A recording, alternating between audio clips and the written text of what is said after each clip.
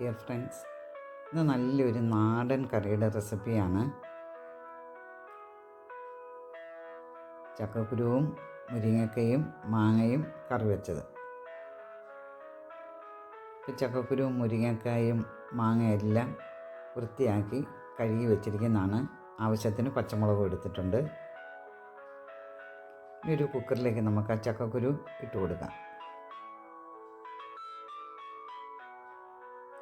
മുരിങ്ങക്ക മുറിച്ചത് കൂടി ചേർത്ത് കൊടുക്കാം. മാങ്ങ പുളിക്കനുസരിച്ച് വേണം ചേർക്കാൻ. ഒരുപാട് പുളിയില്ല, അത്യാവശ്യം പുളിയുള്ളൂ.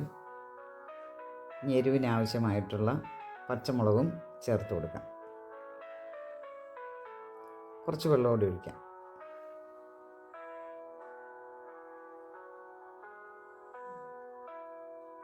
ആവശ്യത്തിന് ഉപ്പും ചേർക്കാം. ഇനി നമുക്കിതൊന്ന് മൂടി വെച്ച് വേവിച്ചെടുക്കാം.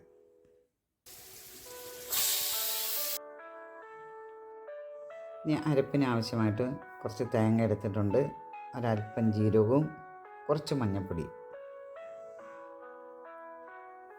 നമ്മൾ ആ ചക്കക്കുരുവൊക്കെ നല്ലതായിട്ട് വന്നിട്ടുണ്ട്. അപ്പോഴത്തേന് നമ്മൾ ആ മുരിങ്ങയൊക്കെ ആദ്യം അങ്ങ് കോരിയെടുക്കാം, അല്ലെങ്കിൽ അത് ഉടഞ്ഞു പോകരുത്.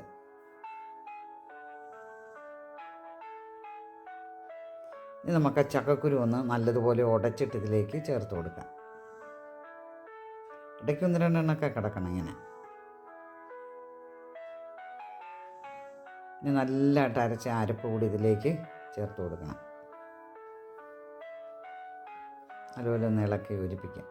ഇനി നമുക്കതൊന്ന് അടുപ്പ് വെച്ചൊന്ന് തിളപ്പിക്കണം. ഒന്ന് ചെറുതായിട്ടൊന്ന് തിള വന്നാൽ മതി. ഇതുപോലെ ആവശ്യത്തിന് കറിവേപ്പില ഇട്ട് കൊടുക്കാം. നമുക്കിത് അടുപ്പിൽ നിന്ന് വാങ്ങി വെക്കാം. ഇനി കടുക് പൊട്ടിക്കാനായിട്ട് ആവശ്യമായി വെളിച്ചെണ്ണ ഒഴിച്ചു കൊടുക്കുക.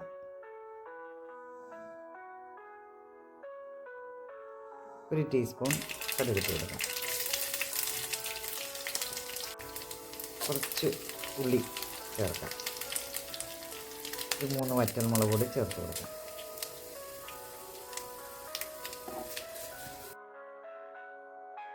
ഉള്ളിയും മുളകൊക്കെ നന്നായിട്ട് മൂത്തിട്ടുണ്ട്. നമുക്ക് ഫ്ലെയിം ഓഫ് ചെയ്യാം. നമുക്ക് കറിയിലേക്ക് അത് ഒഴിച്ചു കൊടുക്കാം.